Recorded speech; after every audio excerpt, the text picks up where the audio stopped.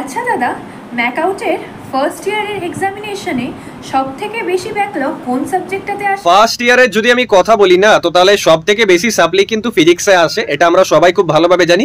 কেমিস্ট্রিতে খুব কম স্টুডেন্টসেরই আর কি সাপ্লি বা ব্যাকলগ আসে, কারণ কেমিস্ট্রিটা একটু ডেসক্রিপটিভ টাইপ, যদি নাও পারো রিলেভেন্ট যদি পড়েও যাও তাহলে কিন্তু বেসিকটুকু ক্লিয়ার থাকলে তোমার এক্সাম অন্তত ক্লিয়ার হয়ে যাবে। অতটা আমি ব্যাকলগস বা সাপ্লি এখন অব্দি স্টুডেন্টসদের মুখ থেকে শুনিনি।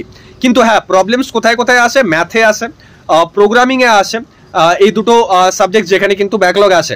ইংলিশে অতটা শোনা যায় না, বাট তার মানে এটা ভেবো না যে সাপ্লি আসতে পারে না, কারণ মার্কআউট কিন্তু খুব আনএক্সপেক্টেড। আগে বলে দিচ্ছি, যে সাবজেক্টটা তুমি হালকাভাবে নেবে, যে না আমি পড়ে যাবো না, দূর পরীক্ষা দিনই ডিরেক্টলি গিয়ে বসবো, যেরকমই আসুক ওই খাতা ভরি চলে আসবো, তাহলে কিন্তু বিপদে পড়বে। কারণ এখন কপি চেকিং খুব খুব স্ট্রিক্ট লেভেলে হচ্ছে, না ওভার মার্কস দেওয়া হবে না আন্ডার মার্কস দেওয়া হবে।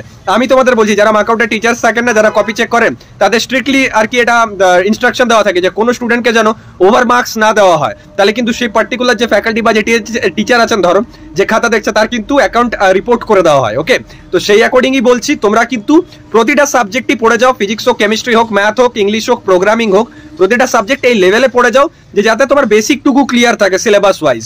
তারপর পিওয়াইকিউ গুলোকে রিভাইজ করো, দেন খাতাতে নোট ডাউন করো সবকিছু, দেন পরীক্ষার দিন গিয়ে পর রিকল করো। আর যাই লিখবে চেষ্টা করবে টু দি পয়েন্ট লিখবার, এবং ফর্মুলা থাকলে সেটাকে বক্স করবে বা কোনো ডায়াগ্রাম ড্র করার বেশি চেষ্টা করো। তাহলে কি হবে, যে টিচার দেখবে না তার ইমপ্রেশন ক্রিয়েট হবে এবং তুমি কিন্তু ভালো মার্কস পেয়ে যাবে।